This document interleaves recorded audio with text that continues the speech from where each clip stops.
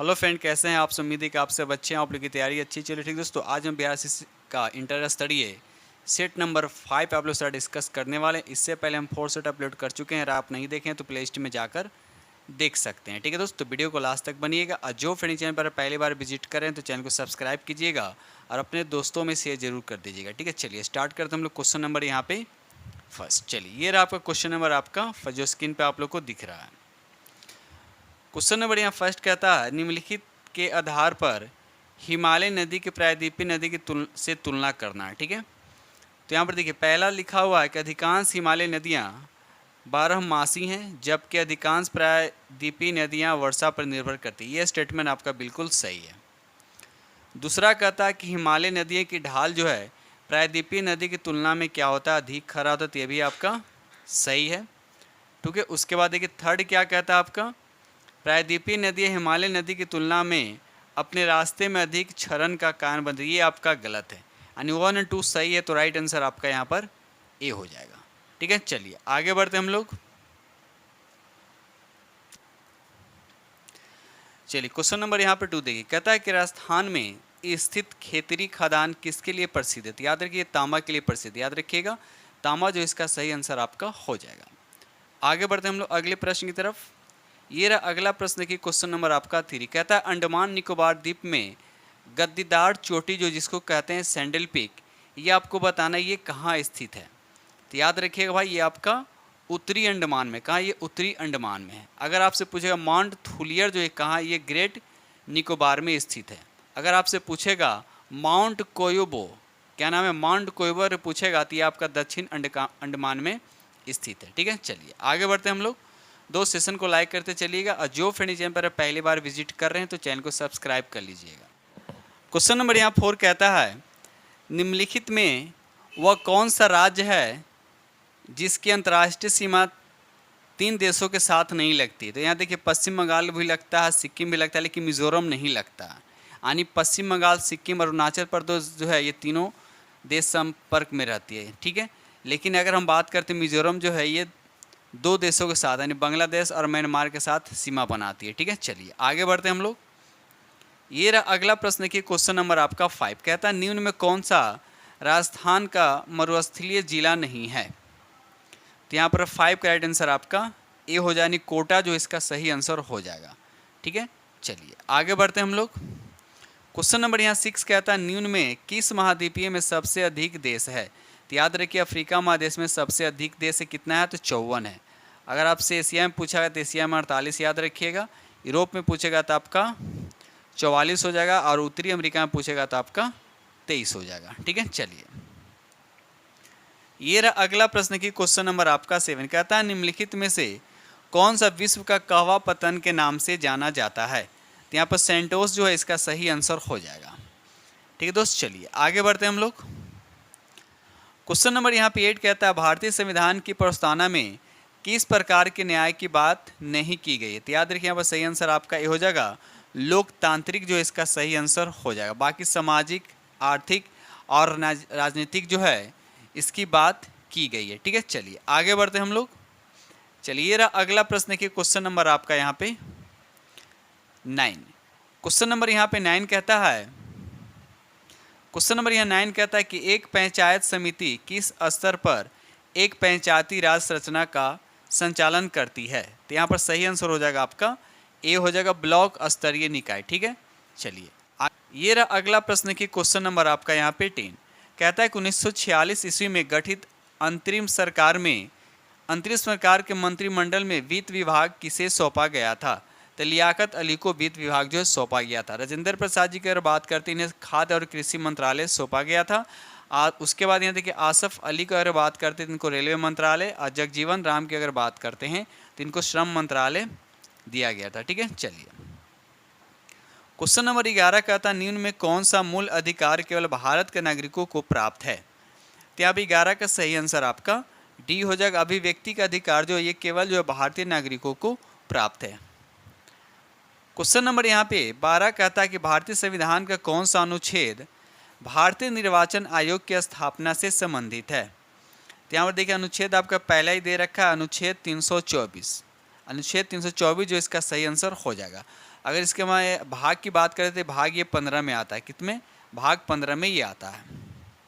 चलिए रहा अगला प्रश्न, देखिए क्वेश्चन नंबर आपका यहाँ पे 13। क्वेश्चन नंबर यहाँ पे 13 कहता है निम्नलिखित भारतीय राज्यों में से किसकी राज्य विधानसभा में सदस्यों की संख्या सबसे अधिक है।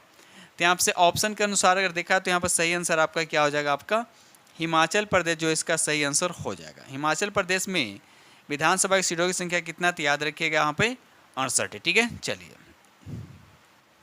क्वेश्चन नंबर यहाँ 14 कहता है संसद के संयुक्त सत्र की अध्यक्षता कौन करता है। देखिए अध्यक्षता की बात किया जा रहा है तो यहाँ पर सही आंसर आपका सी हो जाए, लोकसभा का अध्यक्ष जो है, और किस अनुच्छेद के तहत, 118 अनुच्छेद के तहत। ठीक है, और इसको इस अधिवेशन को बुलाता कौन है, तो राष्ट्रपति। ठीक है, अभी याद रखिएगा। चलिए आगे बढ़ते हैं हम लोग। अभी तक एक बात और याद रखिए, अभी तक जो है संयुक्त अधिवेशन कितने बार हुआ, तो याद रखिए 3 बार जो अभी तक संयुक्त अधिवेशन हो चुका है। 1961 में, और उसके बाद 1978 में हुआ है, और उसके बाद देखो 2002 में। ठीक है, तो ये याद रखिएगा। क्वेश्चन नंबर यहाँ 15 कहता है कि हाउस ऑफ द पीपल को लोकसभा का नाम किस वर्ष दिया गया था। तो यहाँ पर 15 का राइट आंसर आपका ये हो जाएगा 1954 जो इसका सही आंसर हो जाएगा। क्वेश्चन नंबर यहाँ 16 कहता है कृषि विपणन प्रणाली में सुधार के लिए भारत सरकार द्वारा अपनाया गया नीतिगत उपाय क्या है। तो यहाँ पर राइट आंसर आपका डी हो जाएगा, सार्वजनिक वितरण प्रणाली, न्यूनतम समर्थन मूल्य, बफर स्टॉक रख रखाव, तो तीनों हो जाएगा। तो राइट आंसर आपका यहाँ पे डी हो जाएगा। आगे बढ़ते हैं हम लोग। चलिए यहाँ पर देखिए आपको क्या करना है, मिलान करना है। तो यहाँ पर एक तरफ क्रांति दे रखा और दूसरी तरफ उसका उत्पादन दे रखा है। दूसरी क्रांति की बात करती है उर्वरक से संबंधित, यानी ए का हो जाएगा आपका 4 हो जाएगा। गुलाबी क्रांति जो ये प्याज से हो जाए, यानी 2 बी का हो जाएगा आपका 1, यानी 4-1। तो 4-1। उसके बाद देखते हैं यहाँ पे रजत क्रांति जो हो जाएगा आपका ये अंडे से, तो आपका 3 हो जाएगा। और उसके बाद लाल क्रांति आपका टमाटर। तो 4132 4132 किस ऑप्शन में है, 4132 ऑप्शन आपका यहाँ पर बी दिख रहा है। ठीक है, चलिए क्वेश्चन नंबर यहाँ पे 18 कहता है कि नगद आरक्षित अनुपात को सझाया जा सकता है। तो यहाँ पर सही आंसर क्या हो जाएगा आपका, ए हो जाएगा, जमा राशि का अंश जो बैंक आरबीआई के पास रखते हैं। तो राइट आंसर आपका यहाँ पे ए हो जाएगा। चलिए अगला प्रश्न देखिए, क्वेश्चन नंबर आपका 19 कहता है कि जैन धर्म श्वेतांबर और दिगंबर संप्रदायों में किसके शासनकाल में विभाजित हुआ था। तो यहाँ पर राइट आंसर आपका ए हो जाएगा, चंद्रगुप्त मौर्य के शासनकाल में। याद रखिए चंद्रगुप्त के शासनकाल में हुआ था। ठीक है, और जैन धर्म की अगर हम बात करते हैं तो जैन धर्म में स्थूलभद्र के नेतृत्व में श्वेतांबर और भद्रबाहु के नेतृत्व में दिगंबर संप्रदाय में बट गया था। ठीक है, क्वेश्चन नंबर यहाँ 20 कहता है कि प्रसिद्ध रेशम मार्ग पर किस वंश के शासकों का अधिकार था। तो यहाँ पर सही आंसर आपका सी हो जाए, कुषाणों को। याद रखिएगा, कुषाणों का। ठीक है, चलिए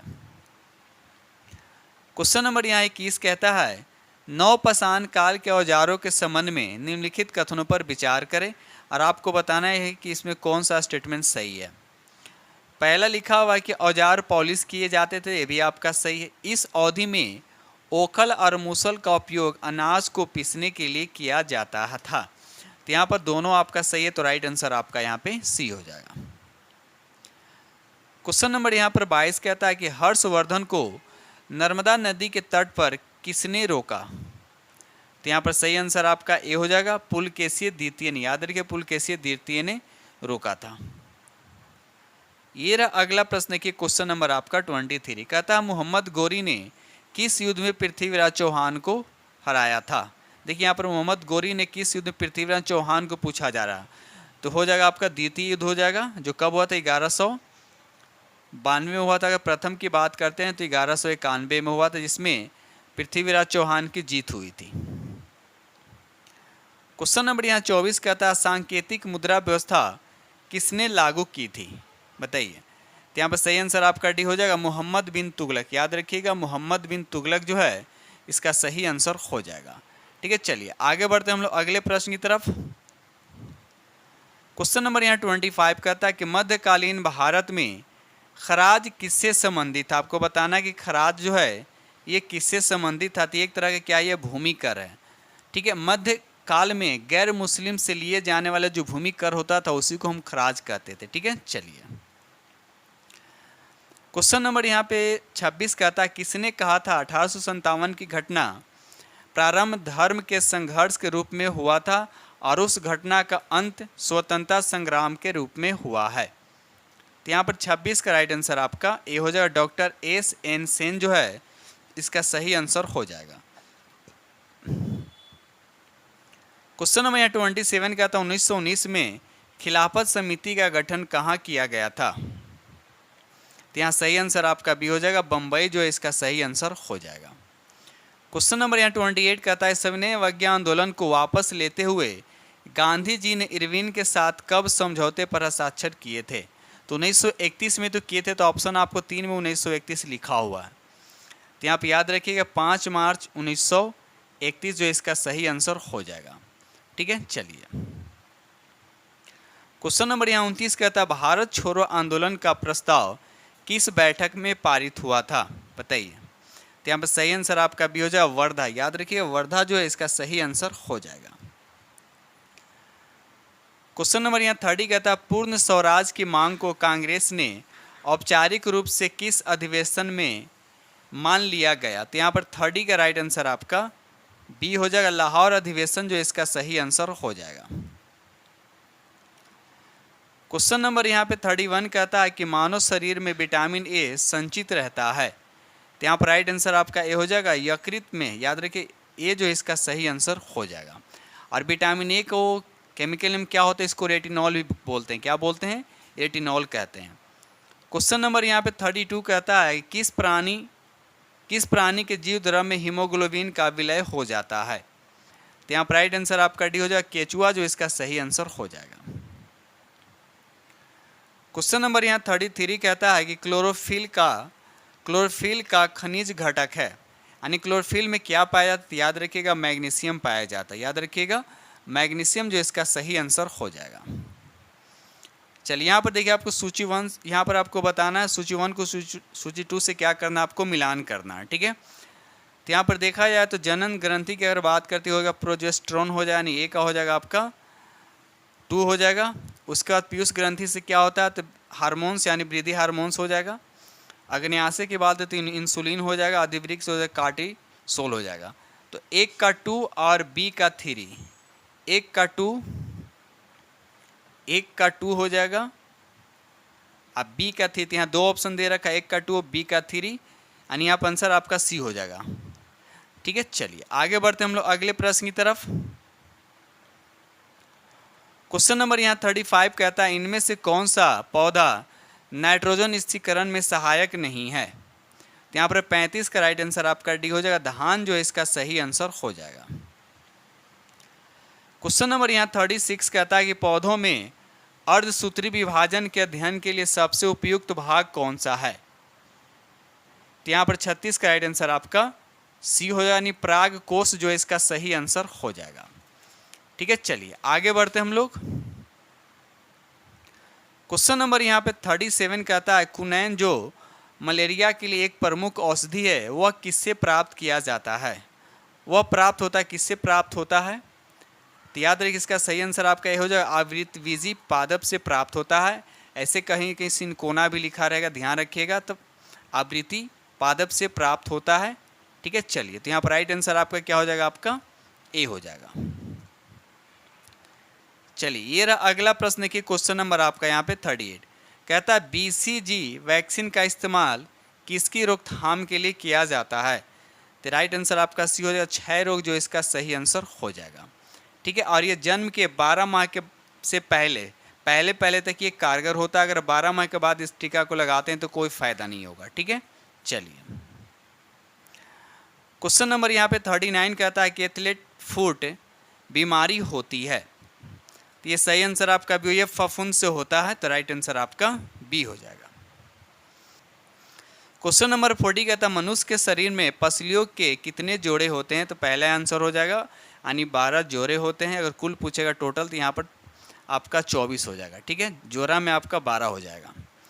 क्वेश्चन नंबर 41 कहता है, निम्नलिखित में कौन सी एक उष्मा की इकाई नहीं है? तो वाट जो होगा उष्मा की इकाई नहीं, ये पावर का यूनिट होता है। ठीक है, चलिए क्वेश्चन नंबर 42 कहता है कि रेगिस्तान में मृग मरीचिका बनाने वाली घटना किस कारण होती है? तो ये पूर्ण आंतरिक परावर्तन, इसको बोलते हैं टोटल इंटरनल रिफ्लेक्शन बोलते हैं। तो राइट आंसर आपका ए हो जाएगा। क्वेश्चन नंबर यहाँ 43 कहता है,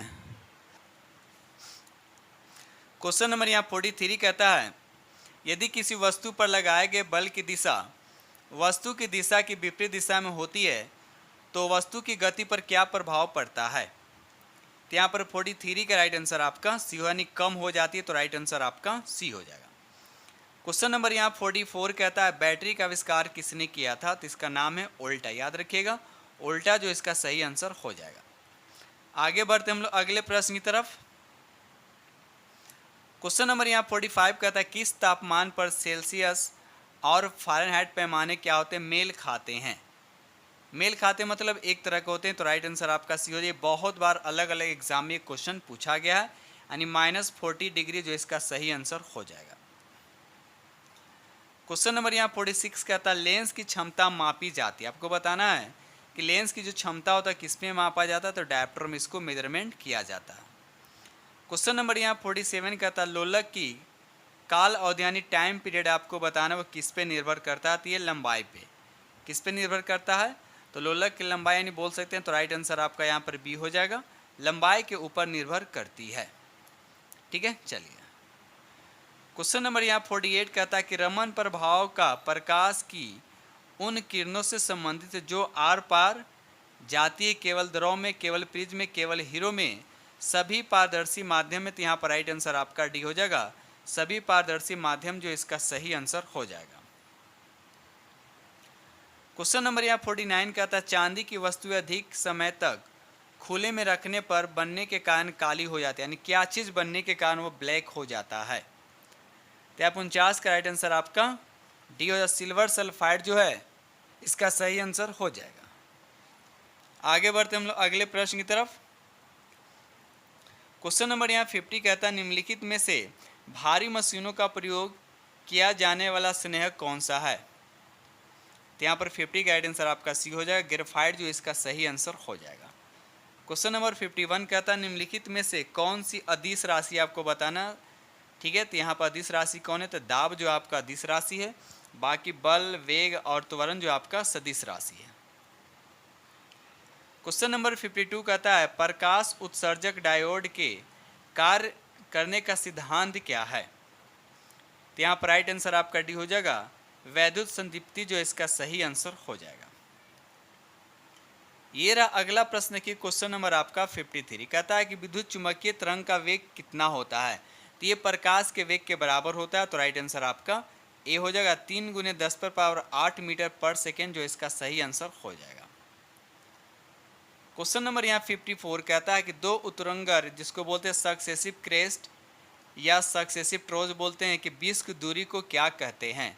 याद रखिएगा हमेशा उसको क्या बोला जाता है? तो वेवलेंथ यानी तरंग धर जो इसका सही आंसर हो जाएगा। और सबसे ज़्यादा तरंग धर जो किस रंग का होता है? तो रेड का होता है, ये भी याद रखिएगा। ठीक है, चलिए आगे बढ़ते हैं हम लोग। क्वेश्चन नंबर यहाँ 55 कहता है निम्नलिखित में कौन सा ग्रीन हाउस गैस का उदाहरण नहीं? आपको बताना है कौन इसमें ग्रीन हाउस गैस का उदाहरण नहीं है। तो यहाँ पर राइट आंसर आपका डी हो जाएगा, सल्फर डाइऑक्साइड जो है आपका सही आंसर हो जाएगा। बाकी आपका मीथेन, कार्बन डाइऑक्साइड, उसके बाद यहाँ पर क्या लिखा हुआ है नाइट्रोजन ऑक्साइड, इसके अलावा और भी है। सबसे ज़्यादा अगर हम बात करते हैं इफेक्ट कौन करता है? तो जलवाष्प। ठीक है, चलिए आगे बढ़ते हम लोग अगले प्रश्न की तरफ। क्वेश्चन नंबर यहाँ पर 56 कहता है कि मनुष्य के लिए शोर की सह सीमा करीब करीब होती है, कितना होती है? तो यहाँ पर राइट आंसर आपका बी हो जाएगा, 85 डेसिबल जो इसका सही आंसर हो जाएगा। क्वेश्चन नंबर यहाँ 57 कहता है निम्नलिखित में से कौन सा कार्बोहाइड्रेट जंतुओं में ऊर्जा का भंडार माना जाता है? तो यहाँ पर सही आंसर आपका सी हो जाएगा, ग्लाइकोजन जो है इसका सही आंसर हो जाएगा। ठीक है, चलिए ये रहा अगला प्रश्न की क्वेश्चन नंबर आपका यहाँ पर 58।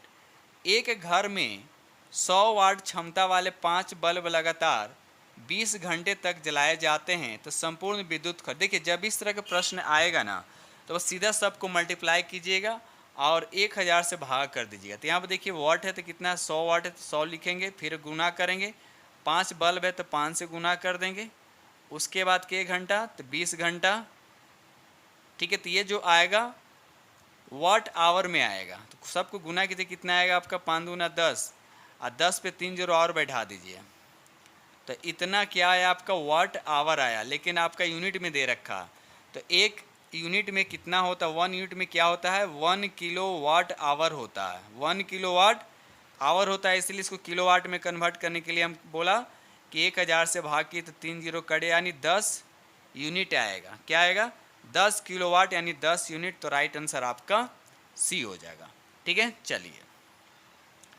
क्वेश्चन नंबर यहाँ 58 कहता है कलपक्कम के फास्ट ब्रीडर टेस्ट रिएक्टर में प्रयुक्त ईंधन आपको बताना है। तो यहाँ पर राइट आंसर आपका सी हो जाएगा, यानी प्लूटोनियम जो इसका सही आंसर हो जाएगा।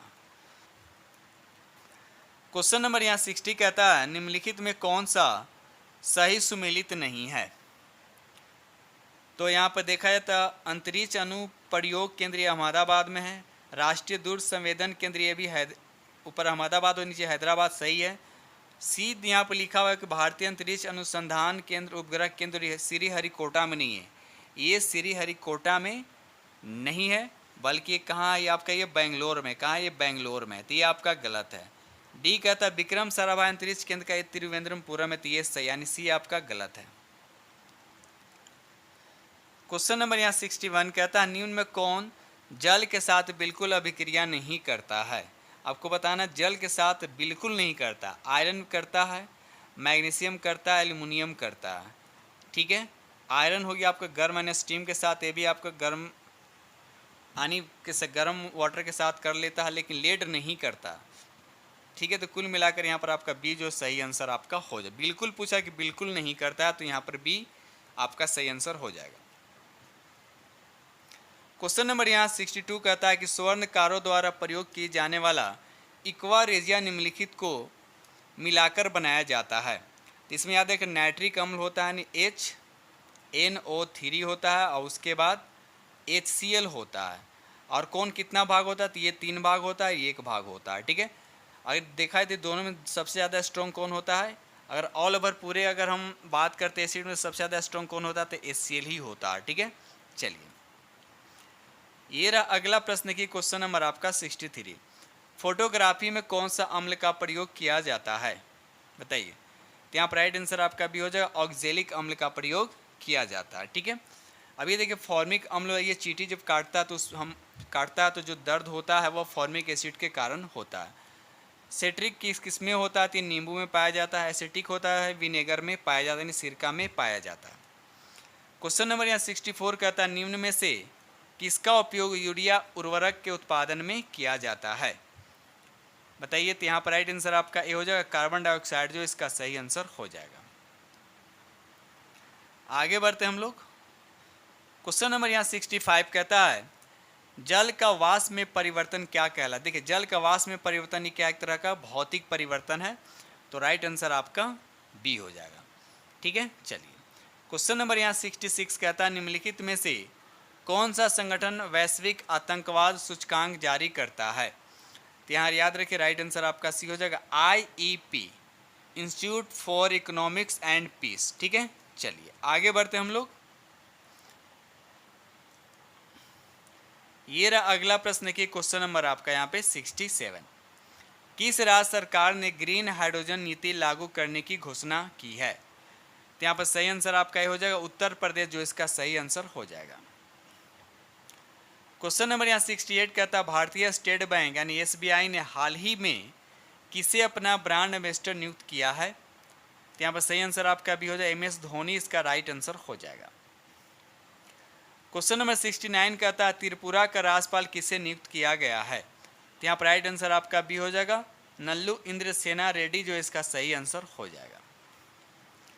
ये रहा अगला प्रश्न की क्वेश्चन नंबर आपका यहाँ पे 70। रक्षा मंत्री राजनाथ सिंह ने कहाँ पर भारतीय सैन्य विरासत महोत्सव के पहले संस्करण का उद्घाटन किया। तो यहाँ पर 70 का राइट आंसर आपका ये हो जाएगा नई दिल्ली जो इसका सही आंसर हो जाएगा। क्वेश्चन नंबर यहाँ 71 का था भारत ने इजराइल से भारतीयों को वापस लाने के लिए कौन सा ऐप लॉन्च किया है बताइए। तो यहाँ पर सही आंसर आपका क्या हो जाएगा, आपका बी हो जाएगा, ऑपरेशन अजय। याद रखिए ऑपरेशन अजय जो है इसका सही आंसर हो जाएगा। एक आता है जनरली पूछा जाता है ऑपरेशन कावेरी। ये सूडान में फंसे भारतीयों को भारत वापस लाने के लिए ऑपरेशन चलाया गया जिसका नाम है ऑपरेशन कावेरी। और इजराइल से लाने के लिए जो ऑपरेशन चलाया गया उसका नाम है ऑपरेशन अजय। ठीक है, चलिए क्वेश्चन नंबर यहाँ 72 कहता है कि वर्ष 2023 में भारत में बाघों की मृत्यु के मामले में शीर्ष राज्य कौन सा है। तो यहाँ पर देखा है तो राइट आंसर आपका बी हो जाएगा, महाराष्ट्र जो इसका सही आंसर हो जाएगा। ठीक है, चलिए आगे बढ़ते हैं हम लोग। क्वेश्चन नंबर 73 कहता है संयुक्त राष्ट्र में भारत के स्थायी प्रतिनिधि किसे नियुक्त किया गया है, किसे नियुक्त किया गया है। तो यहाँ पर राइट आंसर आपका सी हो जाएगा, अरिंदम बागची जो है इसका सही आंसर हो जाएगा। ये रहा अगला प्रश्न की क्वेश्चन नंबर आपका यहाँ पर 74 कहता है उपन्यास प्रॉफिट सॉन्ग के लिए किसे बुकर पुरस्कार 2023 से सम्मानित किया गया है। बताइए बुकर पुरस्कार 2023 से सम्मानित किया गया, तो इसका सही आंसर आपका सी हो जाएगा, पॉल हार्डिंग। याद रखिएगा पॉल हार्डिंग जो है इसका राइट आंसर हो जाएगा। क्वेश्चन नंबर यहाँ पर आपका 75 कहता है कि वैश्विक शांति सूचकांक 2023 में भारत का स्थान आपसे पूछा जा रहा है कि भारत का कौन सा स्थान है। तो यहाँ पर सही आंसर आपका बी हो जाएगा, 126वां स्थान है। तो राइट आंसर आपका यहाँ पे आपका बी हो जाएगा। अगर पहले स्थान की बात करते हैं तो पहले स्थान पे कौन है, तो आइसलैंड है। ठीक है दोस्त, तो इस तरह से हमने आप लोगों के साथ बिहार एससीसी का जो टेरिया द्वारा प्रकाशित सेट नंबर 5 आप लोग के साथ डिस्कस किया हूँ और उम्मीद करता हूँ कि सेट नंबर 5 आप लोग को बेहद पसंद आएगा। ठीक है दोस्त, तो इसी के साथ हम वीडियो करते हैं समाप्त और मिलते हैं अगले वीडियो में। तब तक के लिए थैंक यू वेरी मच।